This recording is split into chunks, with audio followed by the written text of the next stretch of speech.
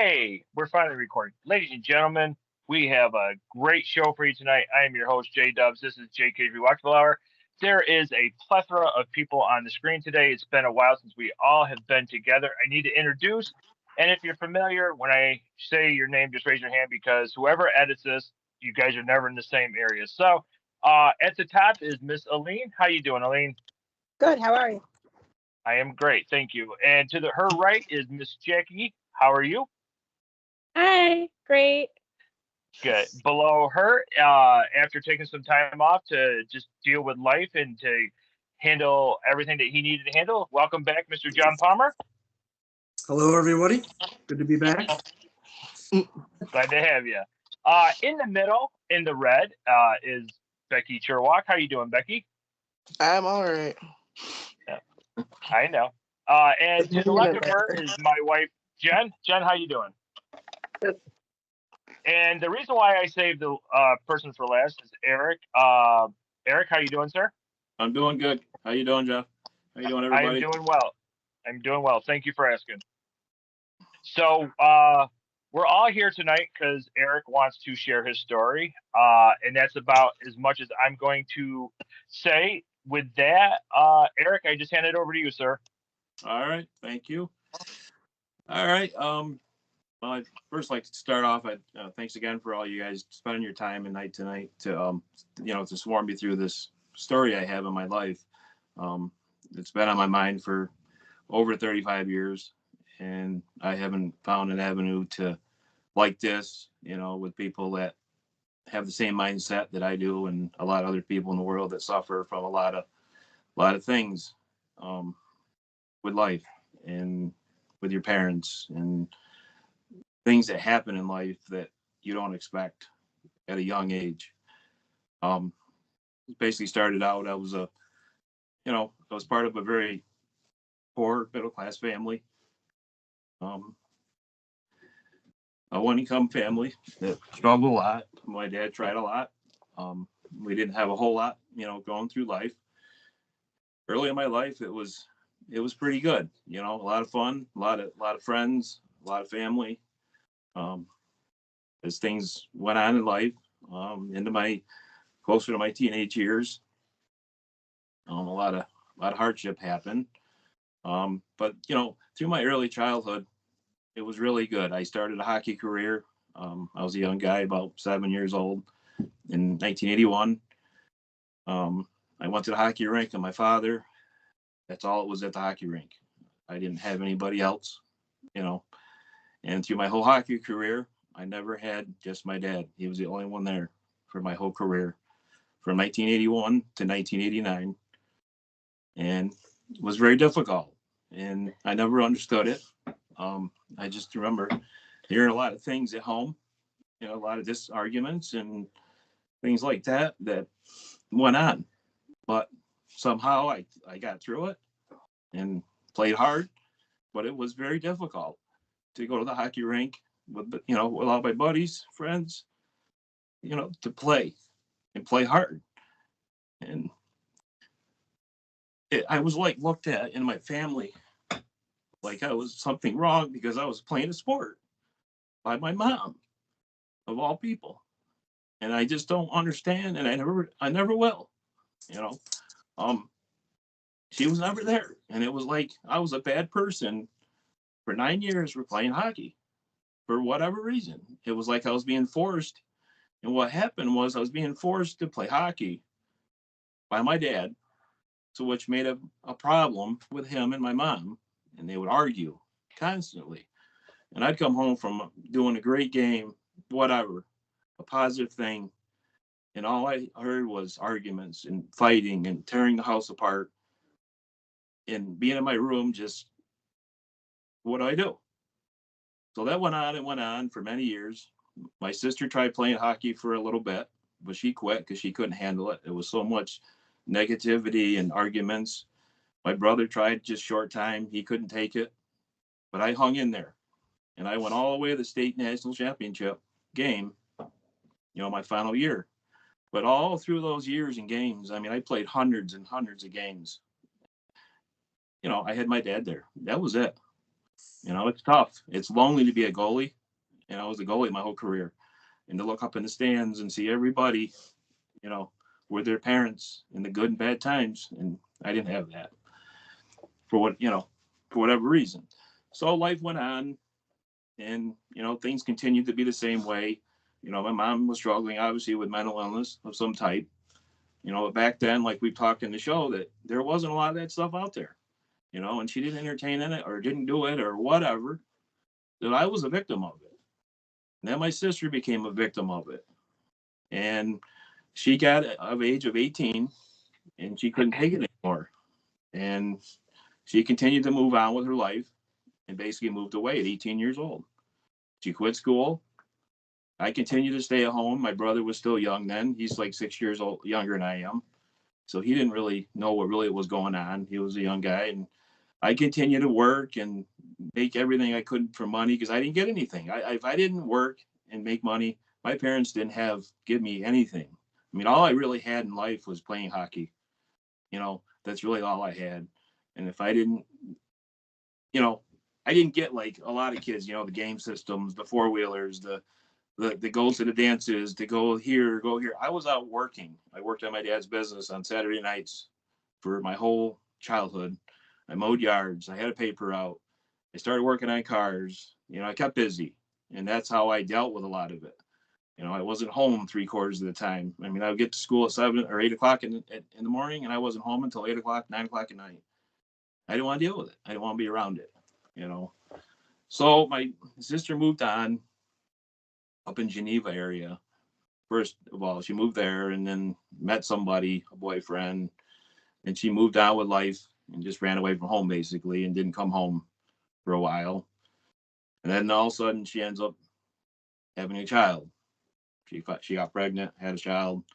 My parents, started taking interest in what's going on with the child, what with her and all that kind of stuff. And then, things were going okay, but it was still just arguments and fights. And my mom would just have mental breakdowns. And I'd come home from school and the whole living room would be destroyed, just torn apart, just things thrown everywhere.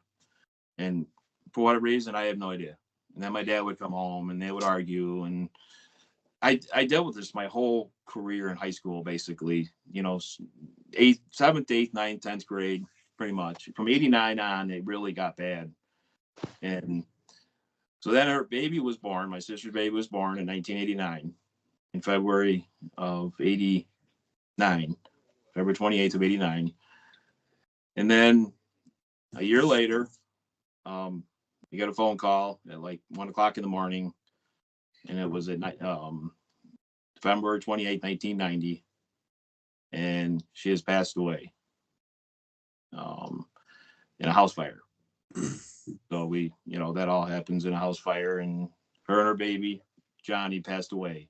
They didn't make it. And it was, very sad, when it happened. And she almost made it out of the house. It was a mobile home fire. And she basically, the house caught on fire. She, went out of the house. She thought she had the child in her hand, and she didn't have him in her hands. She walked back in the house to get her son, and she never made it back out of the place. So she passed away in 1990, and after that happened, things really escalated to another level.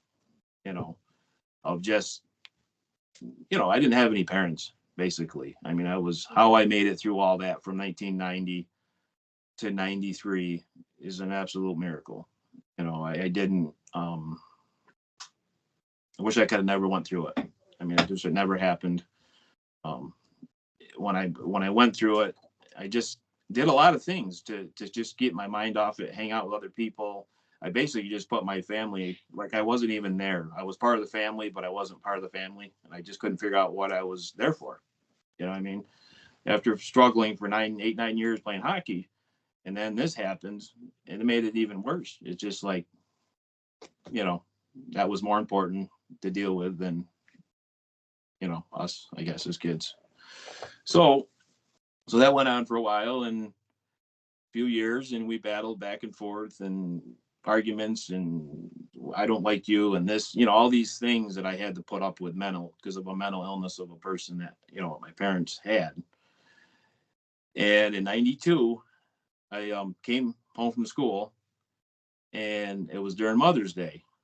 And I gave my mom, I made a basket in the class that we spoke on the show a while back about, I don't remember the teacher's name right now, but anyways, we made a craft project, for Mother's Day. And I thought it'd be a nice thing to give my mom because it's been so much. She's been going through a lot and just trying to do my part to make it better so I could have a relationship with my mom. So I come over there and after school one day and I give it to her, a few days before Mother's Day and said, here's something I made for you. I wanted to give it to you and I hope you enjoy it. It was a flower bag. It was really nice. I really spent a lot of time on it and I thought she'd really like it.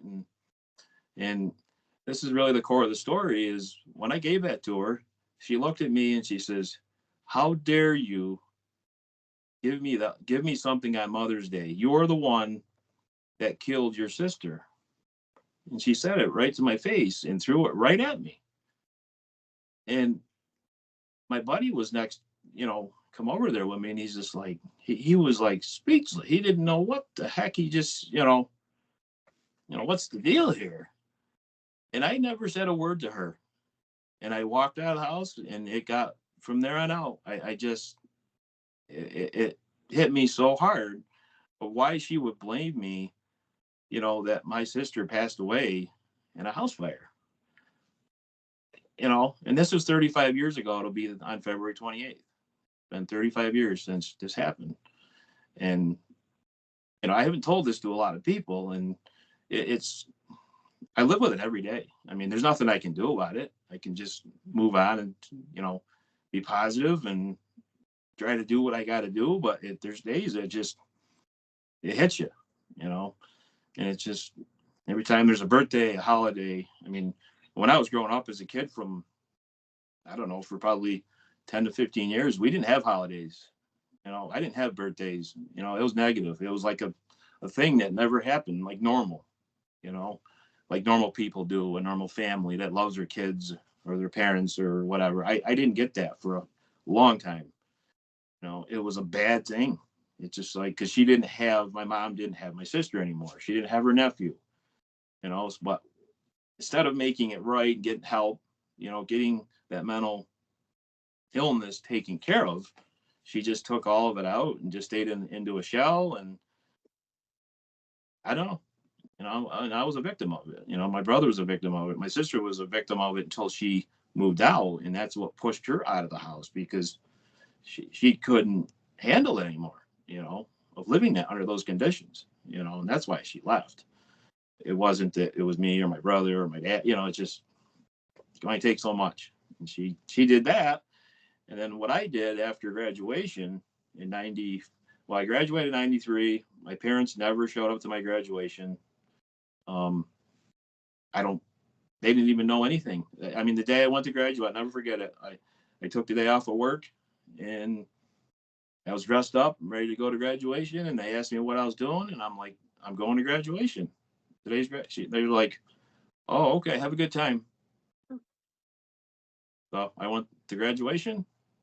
It was there. And there's another moment that my parents weren't there, either one that time. And they just, I don't have any pictures. I don't have anything, no parties, no nothing. I'll never forget it. I went to graduation. Got the award for BOCES and all these kind of things that you get, and came home and didn't do anything. Honestly, just fell asleep. I didn't do anything. I get up and it wasn't a very good moment for myself. And it just ate at me and ate at me and ate at me. So I just kept working. At the time I was a mechanic from 91 to 93 or into 94. And then I decided to make a move to Myrtle Beach right out of nowhere.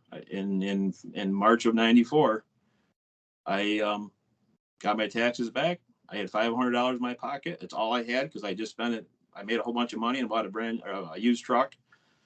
And I spent $2,500, bought a vehicle. So I was basically broke other than my taxes. And I packed my toolbox up, threw it in my truck, and I went to Myrtle Beach at 9:00 at night. I'll never forget it. I got my paycheck, took off 95 South, 800 miles away, and I had no idea where I was going. Other than did have employment. I did hook up with a job down there, but other than that, I had no house. I had nothing. And the day I left, at 9 o'clock at night, I went to my parents and I at least told them I was going to leave, where I'm heading. And they're like, okay, have a good time. See you later. That's all I got. You know, my dad was sleeping in his room. My mom was on the living room, and that was it. And I never looked back for 4 years. I never asked them for a cent, never called them. I did call them a few times. My dad come down for vacation. My mom never come and seen me, not one time. The whole time, didn't, wasn't concerned one bit. You know, and I'm in town. I've been to Myrtle Beach a few times before I moved there, so I knew the area. And Myrtle Beach is basically my savior. I mean, I went there a lot on spring break and things like that, just to get away, to clear my mind and go be with some friends and have some fun. I went there and lived there, that's how I started my life. And I lived in a hotel for about 3.5, 4 months. Then we moved in. My wife at the time, my girlfriend at the time, she was going to college at TC3 in Ithaca. And, I told her, look, I'm going to live in Myrtle Beach. If you want to come with me, come on, and I went down there by myself the first time. And then I says, let me get a place set up and things like that. And then eventually she committed to come down and dropped out of college. And we started a life together. I say living in a hotel. And then we got into a mobile home park, a little bit at a time. But, we didn't have cable TV. We didn't have, all the things that a lot of people have. We were at there's the bottom and then there's below the bottom. But I never called home for 1 cent. She never called home for 1 cent. And, it wasn't easy, but we survived it. It taught me a lot of things. I just still look back and I would do it the same again, because it really taught me a lot of things. And it taught me the mental illness side of it, to get away from it and get around people that were positive. And that's honestly what made it happen, because I'll tell you, when I was going down 95 at 9 o'clock at night, when I left by myself, there was a lot of moments on that road that I was thinking about just calling it quits. At that point, I was at the low of the low, and somehow somebody kept pushing me. I can't remember. It's been so long, but I got through it. And I honestly think what got me through it was just willpower, just people knowing, like, the people that I was going to work for were really good people, family people. And I was kind of looking forward to having kind of a family, and I really believe that's what got me to the next step. If I didn't have that, if I didn't know who I was going to work for before I did it, I don't think I wouldn't be here to this day. There's no way, because I really had nothing. It was my escape. And I mean, you think about it. I was 19 years old, $500 in my pocket and a pickup truck, and I had no house to live in, nowhere. I had nowhere I was going. I mean, and that's why I want to get the story out on the show, is that I'm not saying that's the right thing to do. I'm saying that was a stupid thing to do at the time. As I look at it now, when I lived it, that's all I had. So it's like, either do it, or what am I going to do? Keep living the way I'm living and do something even more stupid to either myself or somebody else.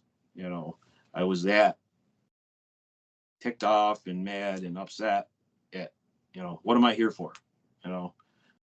The family that made me don't even care about me. I mean, what am I here for? And the one that did was my father. I mean, he was my best friend, and he was the only one that come down, to help me out, to come down, at least say hi or visit, or, but my mom never did. And she took that to her grave. I mean, she always accused me. And that's why I believe it. When she accused me of that, she really believed it. And I don't understand to this day why she said that. I know, how do you go from losing your daughter, your nephew, to blaming me because she's not here anymore?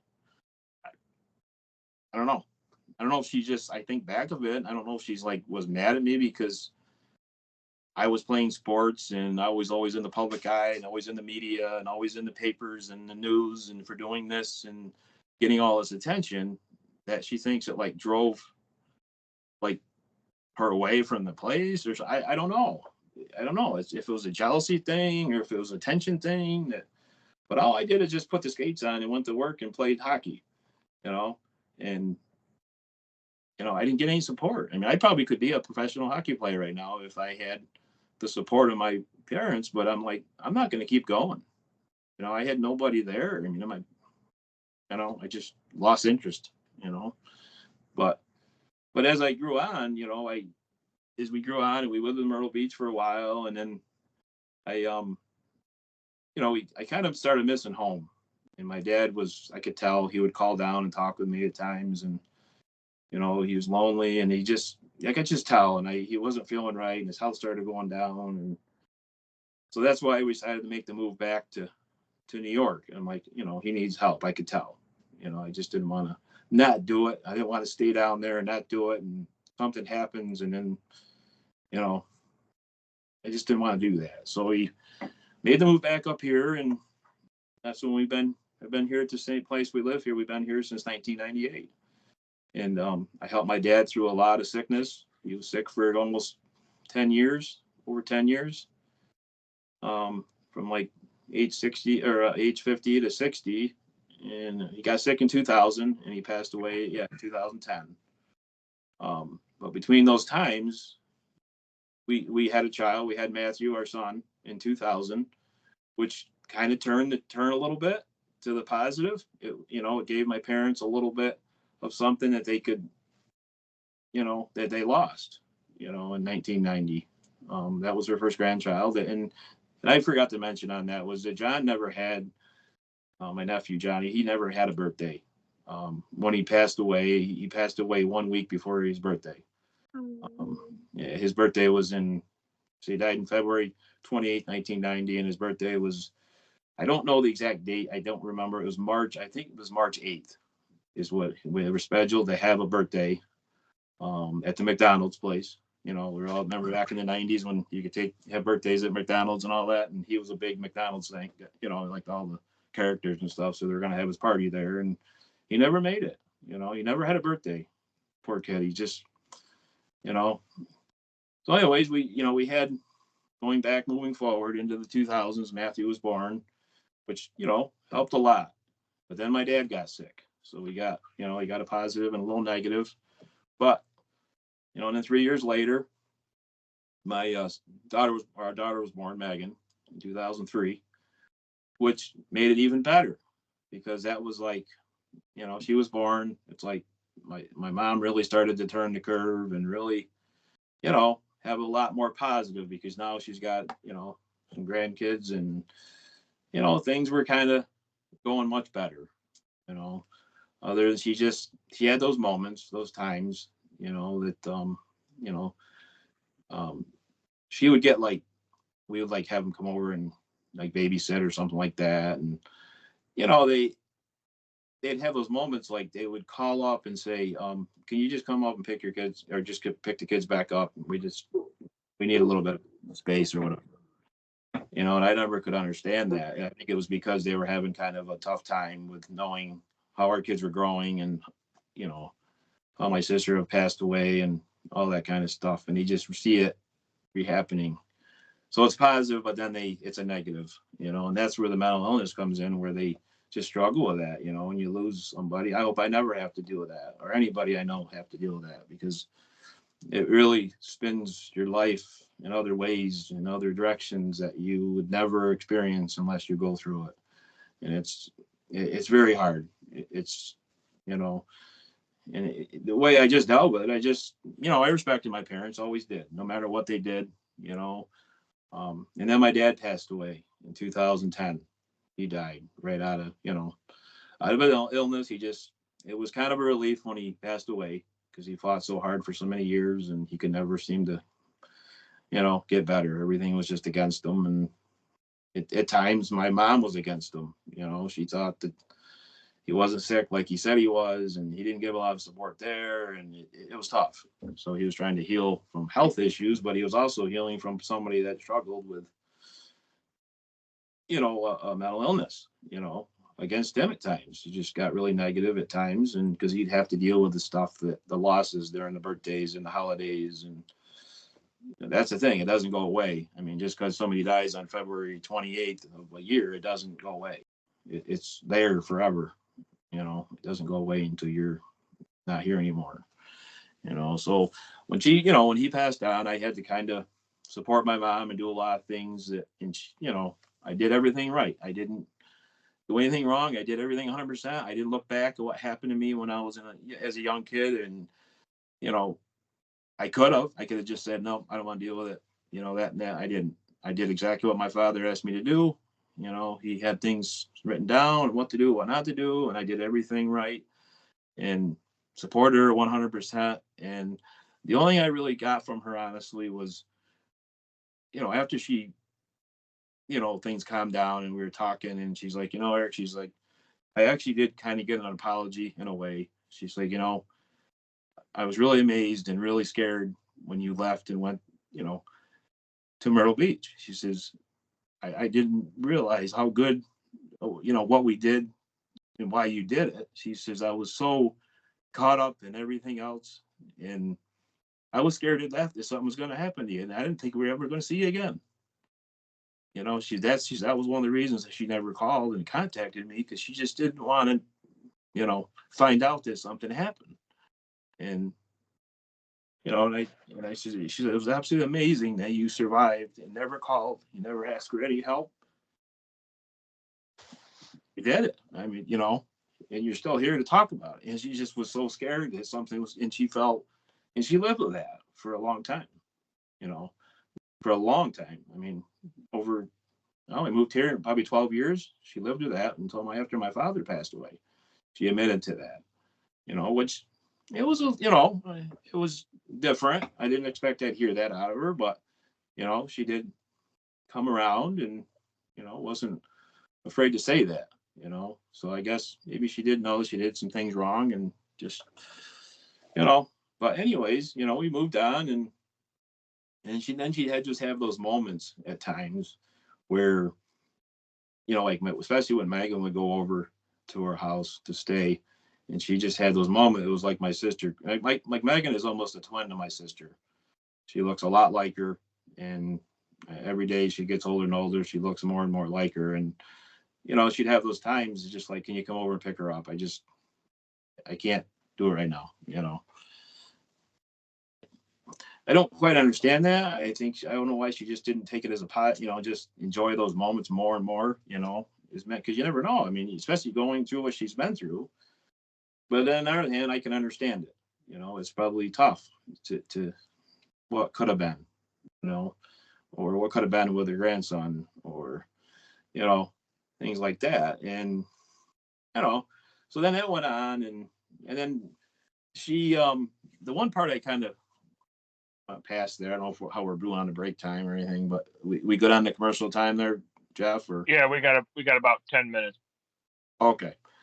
So way back in 2003, there was a moment in our lives that was a little hurdle that kind of messed a lot of things up, that like hardly anybody knows what happened. Was when Megan was 3 months old, she was in a vehicle accident with my wife and my wife's mother. They were hit she was in an accident on Route 13 in Newfield. If anybody's familiar with Sebring Road, they were heading north on Sebring Road, or on 13, and she was turning left on Sebring Road, and somebody hit them from the rear end doing 70 miles an hour. And when that happened, the back seat of the car was pushed up so high, and Megan was in the middle of the back seat, and the car seat was launched to the windshield. And my wife she had some back injuries. My mother-in-law was paralyzed from the waist down. And Megan was 3 months old. And, and the day that happened was I was signing my son Matthew up for his first year of hockey. And he was going to play hockey like I did at his age. And I was in line and one of my former coaches, The year we almost won the state title, my last year, came over and seen me. He's like, "Hey, Double E," he says, "Is that you?" And I'm like, "Yeah, Wayne, that's me." And Wayne Stokes is a national champion player, Cornell player, and he was one of my assistant coaches. And he's like, "Is this your boy? You going to sign up for hockey?" I'm like, "Yep." He's like, "Awesome." He says, "You're going to coach, you know." And that's all I remember. Next thing I know, I got a phone call, and it was a state trooper on the phone asking who I was, and are you Christine Evans, husband, and Megan's this and that. I'm like, "Yeah, why? What's going on?" I just seen them a half hour ago. They left the same time. Yep. We left about 10 minutes before they did because my wife had to take her mother home over to Candor, and that's where they're heading. And I'm like, "What's the issue?" He's like, "Well, head this way. Your family's been involved in a very bad accident." I'm like, "What the?" So, end of the story there is that my son never got to play hockey like I did. He never got to. He never got a chance to put the skates on and be, and do any kind of activity because it was all, we had to support Megan. We had to support my wife. We had to worry about my mother-in-law. And that went on for quite a long time. And Megan didn't talk until she was almost 4 years old. And, working with physical therapy, with speech therapists and doctors. And my wife was out of work for 3 years, just trying to work with her and get her to come over, because we didn't think she was ever going to talk because she had a cracked skull, major trauma, and something was on her side, enough praise, enough praying, enough thinking about working on it, and one day she just started talking. It was just like somebody turned a switch on, and she just started talking. And honestly, she hasn't stopped. It was an absolute miracle. We didn't think she was going to talk. It was so scary, so scary. But to look at her now, it's awesome to know how far she's come. She's 21 years old. She's graduated high school. She's got a slight disability, but you would know it. We know what she has, but we don't treat her that way. We treat her like a person, and she does great. But it was that close, to losing another, one of our own kids, like my parents did. And it was a miracle of the health system and good doctors and people that cared about her. And, here she is, but my parents had to struggle with that again. Is that close, and that I'll never forget it. I never went with the ambulance ride to the doctors in Syracuse when they had to send her to the neurosurgeon in Syracuse, or to the brain, not neuro, it's another, one of the brain surgeon doctors and stuff. But they took her in an ambulance, and my dad's like, "You're not going." He went all the way with her, and then he's like, "Nope." He did not want to let go of her. He said, if she's going to go, she's going to go with me, and because he's already lost, a grandson at time. And it was risky. She had major trauma, and it was very, very scary, very scary. We didn't know how it was going to turn out. But so they've had to deal with a lot of that, and along with my dad's health issues and all that, it was very, very challenging, and so we kept going. We moved on, and my wife kind of moved on with life, got back to work, and that all happened. And then my dad died in 2010, and then in 2014, my mom passed away. 3 years later, she passed away, and she's no longer here. But it's a tough thing, but it's kind of put my mind at ease, and I don't have to. I have so much time now that I can just do things that I wasn't able to do, growing up, or for several years. That's why I've kind of enjoyed life after 2014, 15. I just kind of turned it on and, do what I got to do. I just do what I want to do and where I want to go. And, I just didn't have any of that growing up.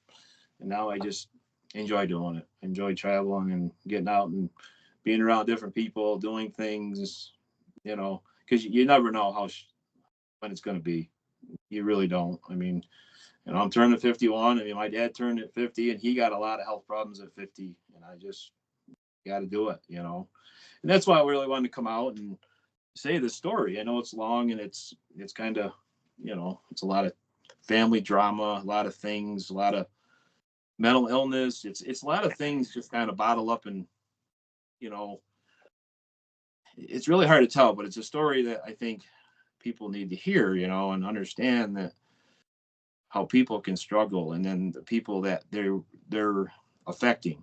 How many people can you affect over something if you don't deal with, you know, if it's mental illness, or if it's just family issues or problems or counseling, or, like when my sister passed away, I remember going to one counseling class when my sister and my nephew passed away. I went to one counseling class, and I think it was in 90. So I was, I think, a freshman, either freshman or I can't remember the grade. I think I was a freshman in high school.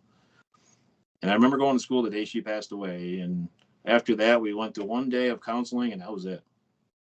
Nothing.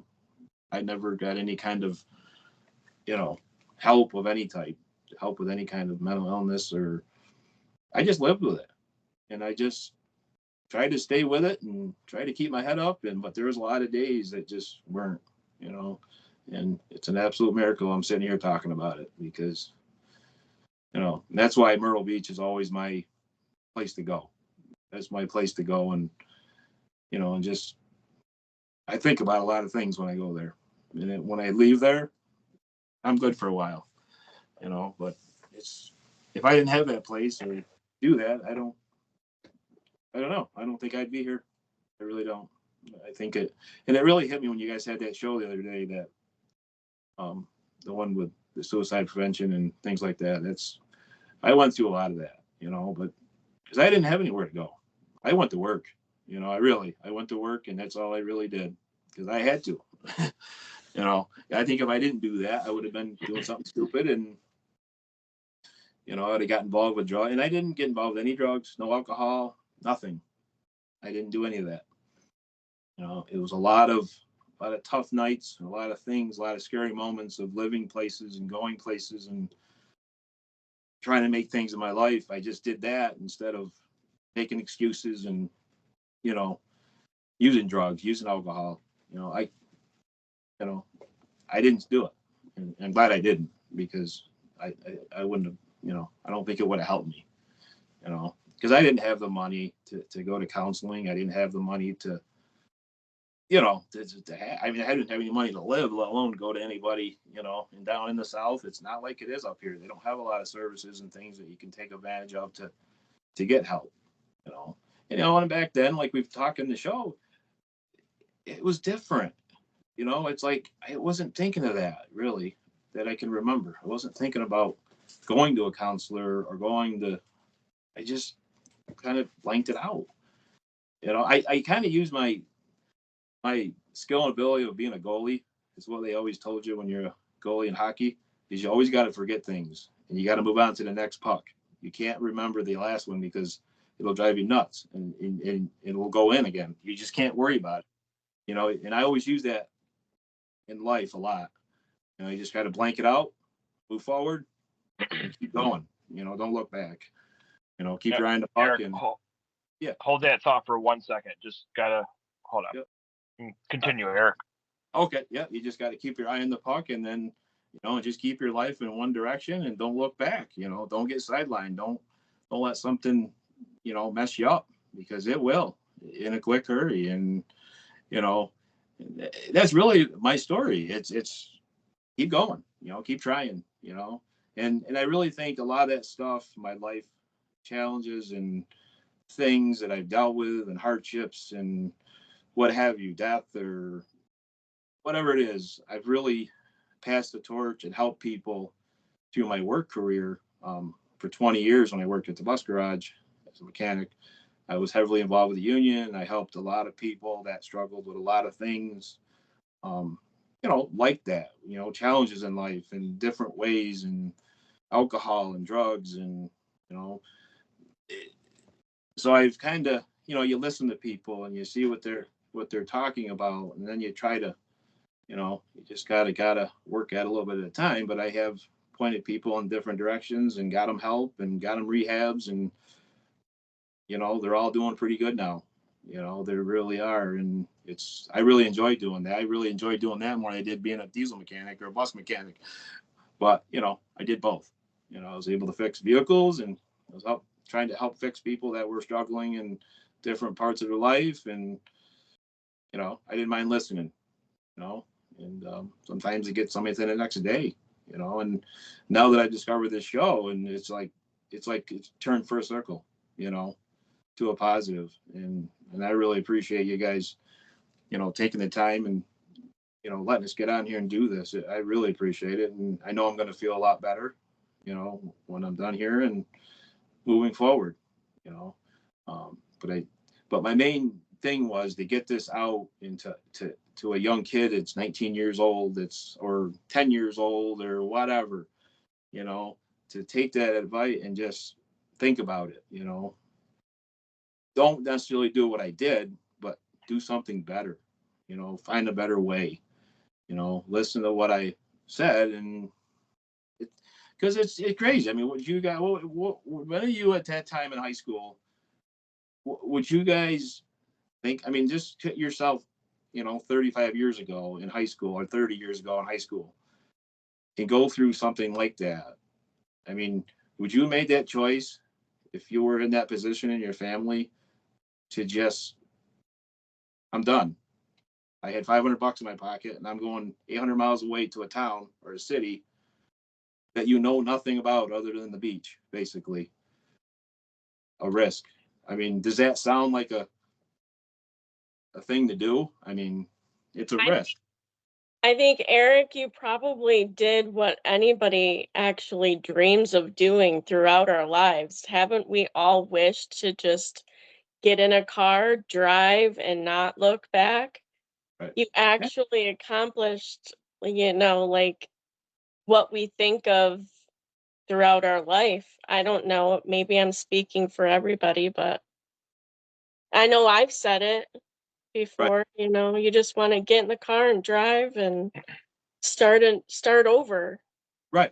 And you're right. That's, and I had and I think you're right. That's what I kind of, thinking back, that's kind of what I wanted to do. I wanted to move on to a different area. And that's kind of why I kind of went on vacation, and just to see different things. And I didn't really plan on moving there, but I'm like, and I think I just used that, knowing what do I got to lose, right. When you're young and you want to go, you don't know where you're going to end up, in South Carolina and Michigan and California, you don't know. You really never knew. And I kind of looked at it that way. It's like, what do I got to lose? I'm a mechanic. I had the skills. I can go pretty much anywhere and get a job. And that's what I did. And you're right. That's, yeah. The more I think about it. I think you made the right call, Eric. I apologize for interrupting you. You said that the current state of where you were in life just was not what was best for you. And you were talking about a positive and negative that happened throughout the course of your life. That was a major positive. Right. You took yourself out of a situation. Yep. Yeah, and that's how I looked at it, is like, do I just keep staying here and keep eating at myself and keep bothering myself, or doing something or to my parents, or, I mean, I don't know. My mind was just going so many different directions. And then, high school and work life. And yeah, I just took a chance, I took a chance, and I just happened to go 800 miles away. And, but I go down there now, and we look around, and every time we go there, we always go back, and all the places that we lived at, the hotel and the avenue, or on the one road on the main Kings Highway, is gone. That hotel has been gone. And that was the one I first went to by myself. I lived at for 2 weeks. And then I came back up into New York to get my wife at the time, girlfriend at the time. And we moved back. We went to work to another place called Shangri-La, and that's now tore down. So both of the places that we started our life at are gone. There's something different now. And the one's not even nothing. It's a plain lot. And then the other one was rebuilt, and they put a Dairy Queen ice cream store on it. So it's kind of weird. We go back, and then we went back to the house we lived at. We used to take our, we normally take our kids down there, and we tell them our story, and we tell them what happened, and we explain things to them. And they can't believe some of the places that we lived in. They're like, we lived in this trailer park, and you should see this place now. It's like, and they're like, you guys live there? I'm like, no, that's how it was. I mean, we didn't live in all the luxury homes, and we didn't have all the stuff that, the place is known for. It was, they were really shocked. And I'm like, that's how it was, but it shows you in life, you got to appreciate what you got and earn what you got. You're not always going to be given everything. You got to work for it, and that's what we had to do. We were forced to. But, at this end of the story, really what the success is that I've continued to work. I'm healthy. I've got a family. They're doing well. My son has just bought a house. He bought some property. He's moved on. He's graduated. My daughter's graduated. She's working. She's trying to get, to the next step, which whenever she goes on, she goes on. And I'm working. I'm healthy. I've taken my career from working at a muffler shop in Ithaca, and now I'm working, 30 years later, I work for the state of New York, as a DOT bus inspector. I've been now for almost 4 years. So I think I've come a long ways from driving down 85 or down 95, at 9:00 at night, with nothing, and I've got a lot more zeros I've collected on top of the money. I've added a few zeros from what I started, you know what I mean? And so I'm pretty proud of, what I've done to myself and what my wife's done, what my kids have done, for the things that we've had to go through. The only thing I'm really not super proud of is I don't really talk to my brother much. We kind of don't talk anymore. And we just, since my mom passed away, and we talked for a few years after she died, and after that, we just don't talk anymore. And it's not good. It's not healthy. And, I got to figure that out at some point. But, I know where he lives. If I need to get a hold of him, we're just different, I think. He has a different way of living, and I don't actually agree with how he's doing things. And, maybe someday it'll come around again. He's on a different life path and whatever, that's his. But other than that, I can't complain. I'm here to talk about it, and I'm here to share it with a lot of people. And, that's about it. If you guys want to fill in on anything or any questions, or can talk away. John, I see that you just unmuted. So yeah. I took a bunch of notes from your story, Eric. So it's, okay. First and foremost, obviously, having the bravery and the courage to tell your story, number one, is crucial. One of the things that I was taught by a mentor years ago, which I've shared with this group before, is, if you want to, now I'm totally blanking on the saying, but if you want to impress people in life, you tell them about your successes. But if you truly want to impact people, you tell them about your failures, like you said, and what not to do. Right. Because even if this episode is watched by, like you said, one young person, and it affects them in a way that they can relate to your story, and say, hey, you know what? I'm feeling that same way. I feel I'm in that same rut, whatever. He chose to do this or not to do this, so I'm not going to go there. I think that's what we're all after in this life, is to be able to truly impact people that way. To say, hey, you know what? I did it this way.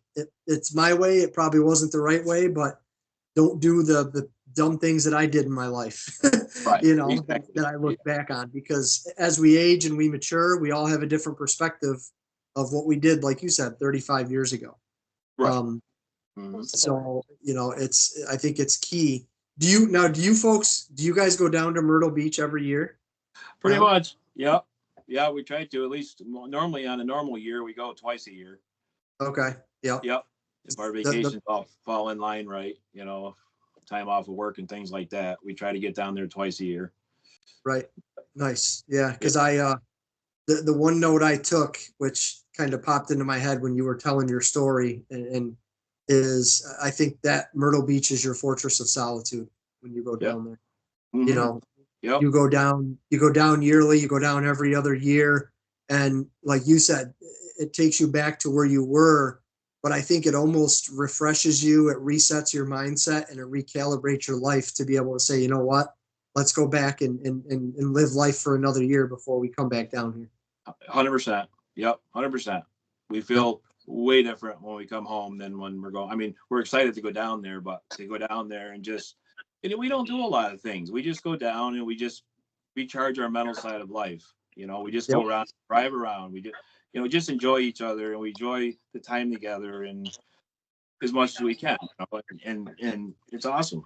I mean, to tell you how much the place means to us. I mean, I'm going down there, like I just posted on Facebook. I was there in January, and they had the worst snowstorm since 1989. There's not many people that go to Myrtle Beach in January and when there's 4 foot of snow on the ground, or 3 foot of snow, whatever. It was a lot of snow, not 3 foot. But, I've never seen it.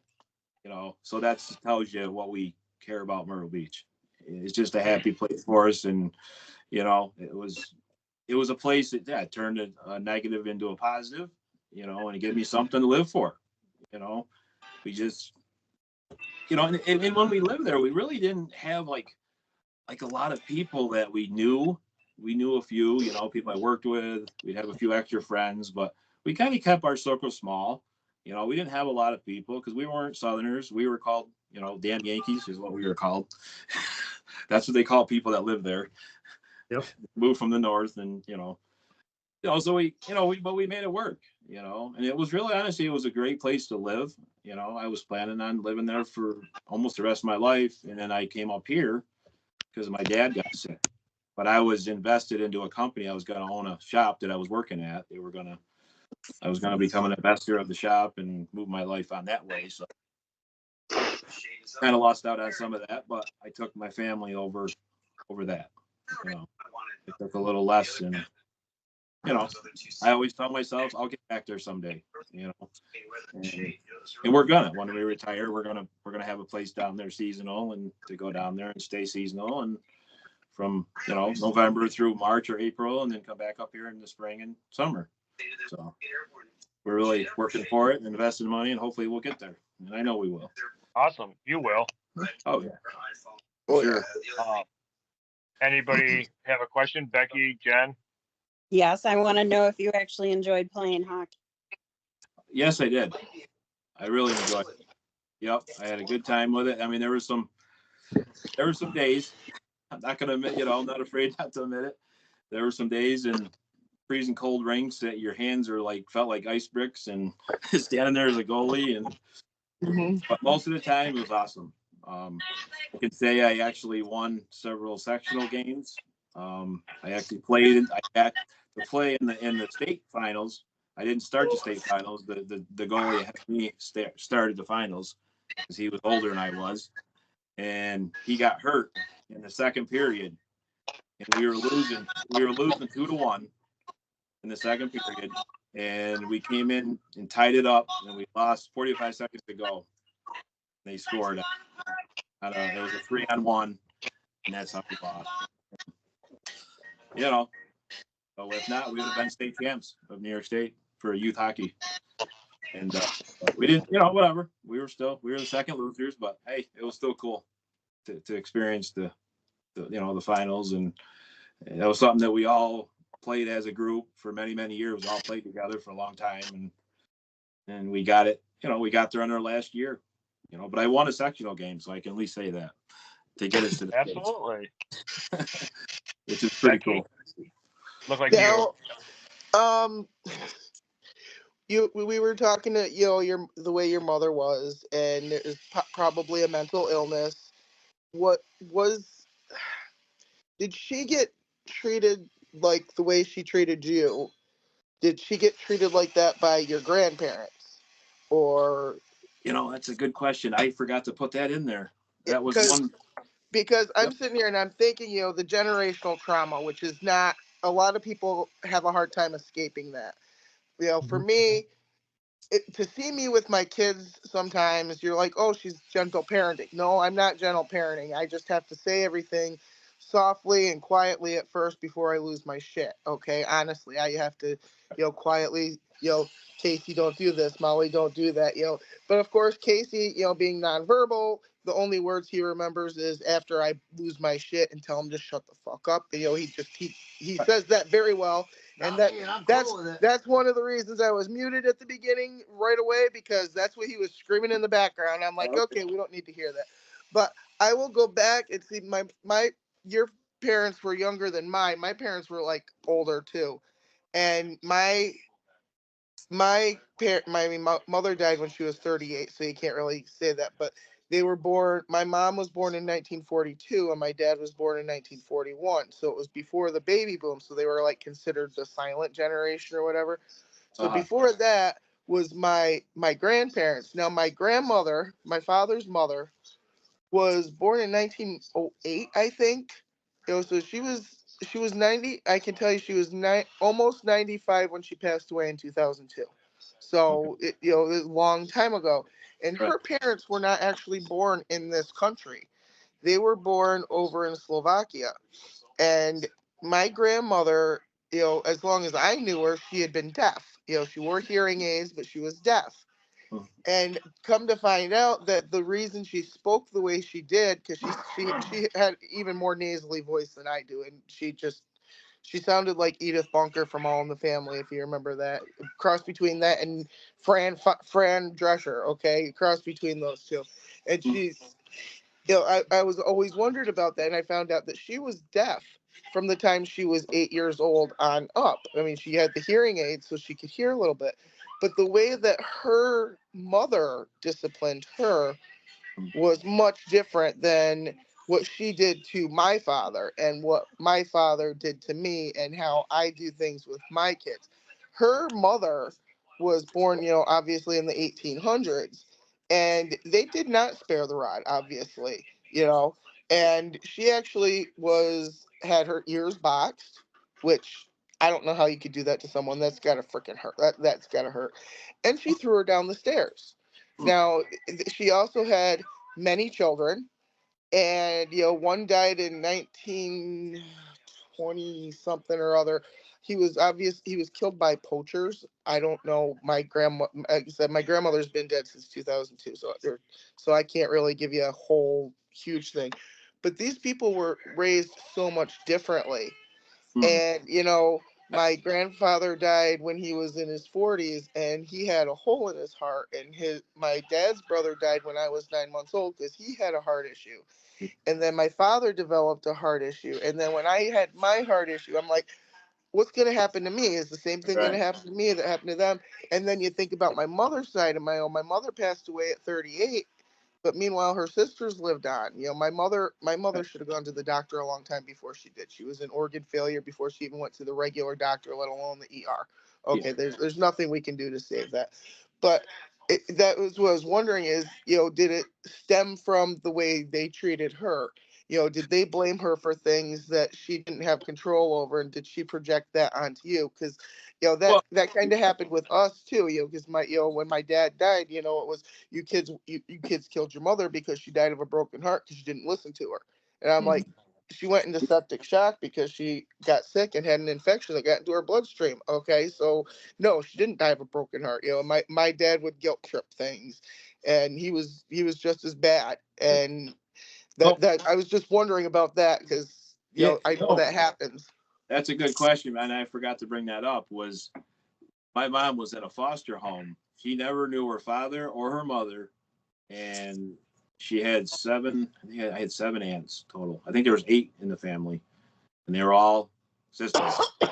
And they lived in a place in Sullivansville, New York, for her whole basically life. She didn't know her dad or her mom until I was about maybe 12, 13. Somehow she discovered that he was at the Veterans Hospital, and I think it was Bath area, and we went and seen him. That was the first time she's seen her father in her whole life. Oh, so she struggled with a lot of things like that she lived a very conservative, disciplined life. And I think, that probably had a lot to do with the way she acted. Yeah, and, I didn't even think of that when I mean, it's not excusing it. It's just saying that it's like it's a good thing because that's not how you are with your kids. Yeah, no. You don't do that to them because you had it done to you. It's certain things that my dad did. I'm like, there's no way I'm doing that because my kids are gonna be traumatized. But there's also things that my dad did do that brings back fun memories, and my kids actually like stuff like that. It's like little Right, things that we absolutely. did in the house. Yeah. It's not that they were 100% the world's worst person, but to think back that they changed because of the way their parents treated them, Right. and I've changed because of that too. And to go back and to hear my aunts talk about how my dad took over the role as like dad of the house because he was the oldest son. My father and my grandfather dying, and they're like, he did the discipline, and he was a nasty man, but dad was worse. And I was like, wow, okay. Right. It's just thinking back about that, I was just wondering if she had No, been traumatized or something as a it's child, very which possible. the And I foster think, care could have done that, because sure. back then they didn't have as many rules and regulations as they do now. No, she was So born in 1949 and she graduated high school in 1967. yeah, So yeah, that's so the times back then were much different. they I were mean, much different. So she's but not that much younger than my parents were. So yeah. yeah, it's Um, that. I mean, there was a time with my dad. I mean, my dad was kind of a more of a softie, but he was disciplined. But he always Mhm. told you about things about life, about waking up in the morning and going to work. That's what I remember. They didn't know money sense. They didn't know. I didn't learn any of that stuff from my parent. I just basically lived a life that I like living at home, and I'm going to school, and I didn't really understand why I was like it was strange. It's hard to live that. It's hard to understand it, but and when I lived through it, it's just like they didn't like. What am I here for? I mean, I went to school, I did all these things, but I didn't have a lot of help doing anything other than playing sports. They never told me how to balance my checkbook. They never told me how to the things that just things that your parents should maybe help you out with or what. I just never went to them for anything. I never asked them for anything unless there was money on the table, like with my name there saying this is your money for this. I can never remember asking my parents for money. I honestly can't. You know, I just always were. The minute I knew what a 5-cent can was, I was taking cans back to the store. I was doing my paper route. I was mowing yards. I was working on cars. I did all this stuff, and I bought it all, and I did it all. Honestly, and because I wouldn't have anything. I can only remember getting very small Christmas gifts. A bike for a birthday, maybe every 3 years. School clothes. I get one package of socks, one thing of shoes, one pair of pants, a couple shirts, and I had to do that whole school year. That's all I had. I mean, I didn't. If I hadn't wanted anything more, I had to go work for it, and I've always remembered that, and I always do that, and I never depend on anybody. Now, I do things, and it's just like my wife tells me all the time. She's like, "You don't need to do this. And I pay for everything. You don't pay for. I just take care of my family. I've always been that way because I just think because I grew up that way, I didn't want to see our kids go through that. And that was what we agreed on. We had decided to have a family. It's like we want to give them things that we didn't have. Opportunities. Different. Not spoiling them. It's just giving them things that we never had. You know. And then give them the opportunity. To learn, to live life, save money. Know what money's about. Live within your means. You are what you consume. If you consume a bunch of trouble, you're responsible. Be accountable for yourself. And that's how we kind of grew them up. And it's working. and it is working. I've met Megan, and you speak highly of Matt. Oh yeah, So yeah. So you broke the cycle. yeah. So Jackie or Jen, you have any questions? Not really questions, but I think um what little bit that your dad supported you with some of your hockey, there must have been something there, some sort of ground foundation or good foundation for you. And, you were fortunate enough to learn the skills that you needed to be who you are and to keep growing. Yep. So you somehow I mean, you didn't do any drugs, you didn't get with the wrong crowd. You had some really good working traits. I mean, to fend for yourself, you had your own money. You didn't rely on your parents for anything, even when you were young. So you've learned some great skills when you were younger, and then just to build upon that and to be who you are. I mean, Yeah, and I think you're right. 'Cause that's some great in hockey, I learned to travel. I was on the travel team, so words, I was right? off on tournaments all by myself at all over the state, different hotels and traveling with different parents and the people I traveled. You had to respect them, and you had to know that they're taking you to a privilege to play hockey. You're being carted around with somebody else's parents, and you need to respect their houses, their cars, their whatever. And if not, you're off the team. So, that's how it was. You do it this way or you don't play. No matter how good you are, you don't play. That's how our coach was. He was great. He was a very good coach, and would teach you those values, I think you're right. My Well, dad, yeah, well, then it would be the coach probably more so than your dad. So, oh, absolutely. I had great coaches yeah. that taught you that you have to be on time. You have to do what we tell you.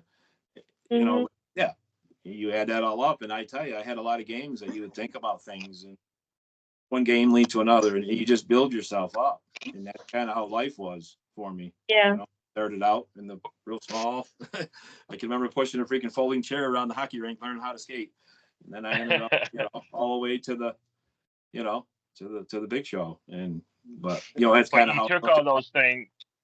But you took all those things and you just manifested it into your life and you passed it on to your children. So that's incredible. I have a question. It's kind of a funny one. Obviously, thank you for sharing everything you did, especially about Megan. And you said she didn't speak until she was 4. Yep. It was Um, just about 4 when she first said her first word. Yep. what was her first word? I don't remember. I don't. I can't remember. Spot. I actually wasn't here. I was at work, and my wife was working with her, and she's called me up, and she's like, Megan's finally talking. Can you believe it? And I honestly don't remember, Jeff. I wish I did, but I don't remember. She might remember what it is. But So it didn't really matter. It didn't really matter. It was just she was saying something. Absolutely. And it was so scary that she was just like, knowing what we know what happened to her, it just, seeing her, she was the size of a football in the Galisano Children's Ward up in Syracuse, and just there was a lot of days going there and seeing her there, and it's just to see what she's done now. It's amazing, It really is. Time does a lot of things good, it really does. I mean, it's not always bad. It does. There is things on the other side of the hill, that it's not always bad. It got better as we climbed that, that hill, we got to the top and, we conquered it. It's awesome to see that she's done what she's done. I mean, it's amazing, and she knows, she didn't know what was going on until she turned 18 years old, and we sat her down and explained to her, so, some things that happened to her and, things like that. And she don't remember, she heard some things from some relatives that I don't respect very much now that, she would mention certain things to us. And I'm like, look, don't worry about that. Just when time's right, we'll explain to you what's going on, or what happened to you and all that kind of stuff. And, we sat her down on her 18th birthday and we said, listen, Megan, this is what happened to you back, when you were 3 months old, and you sit there and listen to it. And, we told her some things that we had put aside for her and looked out for her back then. And, it's going to help her through her whole life, and we gave, them things that we sacrificed and didn't accept, that we could have took when, how things work when you're in an accident, things sometimes go your way if you can, but she has that for a long time. That's something that we looked out for her just in case she couldn't work. But you know what? She sat there and talked and listened to us like she was a 25-year-old kid or an adult and didn't change, didn't do anything. Only she's done is gotten better.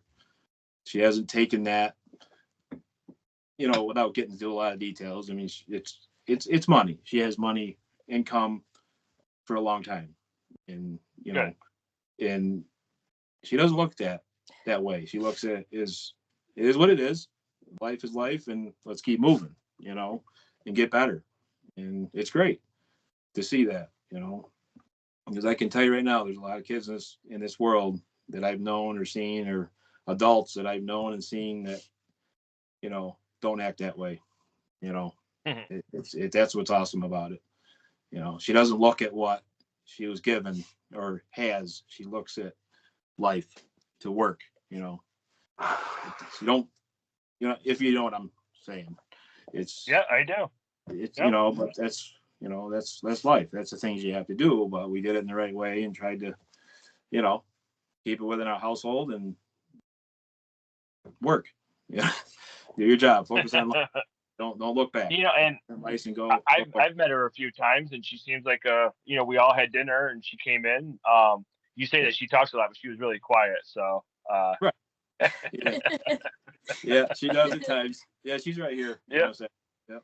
Hey, Megan. Most kids do that because you've heard Molly get going where she won't shut up, but you've also been here when she comes around and she'll hide her face at first. Right. So. Right. Any more questions for Eric? No. Okay, Eric, I just want to take a minute and say thank you for having the courage, the strength to come on the show, share what you shared. I know you spoke from the heart, as you always do. And I hope that whoever listens to this, wherever you're at, if you're in a similar situation, just think about what Eric was telling you about what he did. Maybe not running off to Myrtle Beach would work for an individual, but something along the lines. So I just want to say thank you. I respect the hell out of you for that. I'm just going to let the rest of them say whatever they want before we got about 5 minutes. Yep. Thanks for sharing Anybody? your story, Eric. I'm proud that you came forward, and most of you know part of my story. I've never really told my whole story, and I do hold a lot back. You guys basically know the story of what happened when my husband died. There's a lot more to my life. That was just one portion.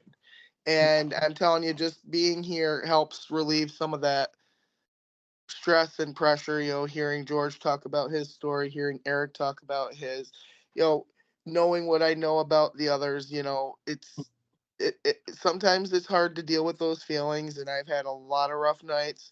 The past couple weeks, I've been sicker than a dog. I woke up with a freaking fever yesterday, and right now I feel like trash. But I wanted to sit and listen to Eric's story because I promised I'd be there for him. So we're here. Yeah, but I've got my dog, so we'll go cuddle with her. I'll go cuddle with her afterwards. I'm sorry I haven't been as obnoxious as usual online, but I'm just. I did the bronchitis and pneumonia thing, and now I've got like a flu thing, and I'm like, you know what? Enough is enough. I just want to go be normal for me, okay? But thank you so much for sharing your story, Eric. I was glad you were able to share it, and hopefully people can learn. Yep. Yep. No problem. John? Thank you for taking the time and hearing me out. Hearing my story, and I hope you get well. Jeez, Oh, not good when you're sick. yeah. Maybe you need to get in your car and take a trip to Myrtle Beach. That might help. John, you want to say some parting words? I was just going to say, again, it's if somebody hears the story and you can impact one person, that's all that matters. Because that one person, we've changed the trajectory of their life and what they thought their life was going to be. And I think your story exemplifies that because you broke that generational curse. You're doing something, now you're living your life with intentionality. Like you said, you've got something that you've got a purpose in life. You've got something that you're focused on doing, and just being able to help other people no matter what you do. So I just think it's something that you got to continue to always work on. Be grateful for what we do and how we can help people, and just continue to build on it from there. Absolutely. Excellent. Excellent. Yep. Jackie, Appreciate you Aline, coming or on Jen? and- Just thank you, Eric. Yep. You're welcome. Thank you for coming on, Jack Aline, and John. Aline, And Jen? Yeah. Yep. Thank you. Okay, You're I'm welcome. gonna just I'm gonna stop recording. But Eric, thank you for coming on this show and sharing your story. Hold on one second.